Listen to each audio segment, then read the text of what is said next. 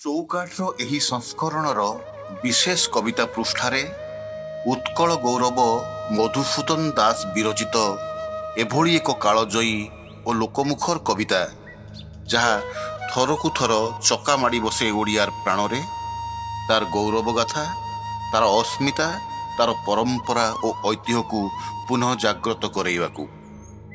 କବିତା ଉତ୍କଳ ସନ୍ତାନ। କବି ଉତ୍କଳ ଗୌରବ ମଧୁସୂଦନ ଦାସ। ତୁପରା ବୋଲାଉ ଉତ୍କଳ ସନ୍ତାନ, ତେବେ କିମ୍ପା ତୁହି ଭୀରୁ, ତୋହର ଜନନୀ ରୋଦନ କରିଲେ କହିବାକୁ କିମ୍ପା ଡରୁ। ତୁପରା ବୋଲାଉ ଉତ୍କଳ ସନ୍ତାନ, ତେବେ କିମ୍ପା ତୁହି ଭୀରୁ, ତୋହର ଜନନୀ ରୋଦନ କରିଲେ କହିବାକୁ କିମ୍ପା ଡରୁ। ତ ପୂର୍ବ ପୁରୁଷେ ବୀର ପଣିଆରେ ଲଭିଥିଲେ କେତେ ଖ୍ୟାତି, ହାକିମ ନିକଟେ ଦୁଃଖ କହିବାକୁ କିମ୍ପା ଥରେ ତୋର ଛାତି, କିମ୍ପା ଥରେ ତୋର ଛାତି।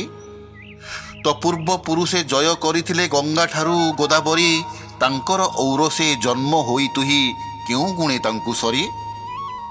ବ୍ରିଟନ ନିବାସୀ ଅତୀବ ସାହସୀ କାପୁରୁଷେ ଶ୍ରଦ୍ଧା ନାହିଁ, ଶିଖ ରାଜପୁତ ଯେ ମାନ୍ୟ ଲଭନ୍ତି ତୋର ଭାଗ୍ୟେ ତାହା ନାହିଁ। ତୁ ମନେ ଭାବିଛୁ ତୋଷା ମଦ କରି ବଢ଼ାଇବୁ ଜାତିମାନ, ତୁ ମନେ ଭାବିଛୁ ତୋଷା ମଦ କରି ବଢ଼ାଇବୁ ଜାତିମାନ। ତୋଷା ମଦିଆର କୁକୁର ପ୍ରକୃତି ଅଇଁଠା ପତରେ ଧ୍ୟାନ, ତୋଷା ମଦିଆର କୁକୁର ପ୍ରକୃତି ଅଇଁଠା ପତରେ ଧ୍ୟାନ।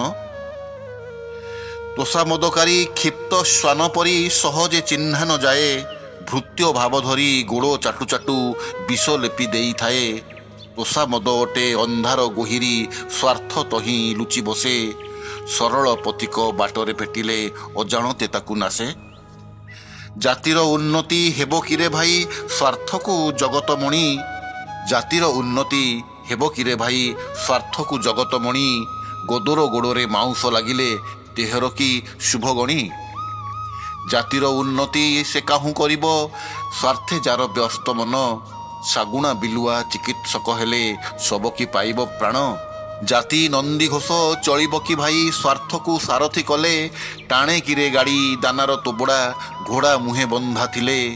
ସ୍ୱାର୍ଥର ବନିତା ଓଟେ ତୋଷାମଦ, ଭୟ ମିଥ୍ୟା ତାଙ୍କ ପୁତ୍ର, ରାଜ୍ୟରେ ବିପ୍ଳବ ନିଶ୍ଚୟ ଘଟିବ ଏମାନେ ହେଲେ ଏକତ୍ର। ଉଠରେ ଉଠରେ ଉତ୍କଳ ସନ୍ତାନ, ଉଠିବୁ ତୁ କେତେ ଦିନେ, ପୂର୍ବ ଗୌରବ ପୂର୍ବ ସାହସ ପଡ଼ିବ କି କେବେ ମନେ। ତୋହର ଜନନୀ ବୀର ପ୍ରସବିନୀ ଧୂଳିରେ ପଡ଼ିଛି ଦେଖ, ଜନ ସମାଜରେ ଏ ମହି ମଧ୍ୟରେ କିପରି ଦେଖାଉ ମୁଖ। ତୋହର ଜନନୀ ବୀର ପ୍ରସବିନୀ ଧୂଳିରେ ପଡ଼ିଛି ଦେଖ, ଜନ ସମାଜରେ ଏ ମହି ମଧ୍ୟରେ କିପରି ଦେଖାଉ ମୁଖ। ତ ପୂର୍ବ ପୁରୁଷ ସ୍ୱର୍ଗ ଧାମେ ଥାଇ ଭୋଗୁଛନ୍ତି ମନସ୍ତାପ, ତୋ ପୂର୍ବ ପୁରୁଷ ସ୍ୱର୍ଗ ଧାମେ ଥାଇ ଭୋଗୁଛନ୍ତି ମନସ୍ତାପ। ତାଙ୍କର ଜୀବନ କରି ବିସ୍ମରଣ କରୁଛୁ ତୁ ମହାପାପ। ତୋଷା ମଦ ଛାଡ଼ି ସ୍ୱାର୍ଥ ପରିହରି ସତ୍ୟକୁ ଆଶ୍ରୟ କର, 2 ଦିନ ପରେ ସ୍ୱାଧୀନ ରାଷ୍ଟ୍ରରେ ମଙ୍ଗଳ ହୋଇବ ତୋର, 2 ଦିନ ପରେ ସ୍ୱାଧୀନ ରାଷ୍ଟ୍ରରେ ମଙ୍ଗଳ ହୋଇବ ତୋର।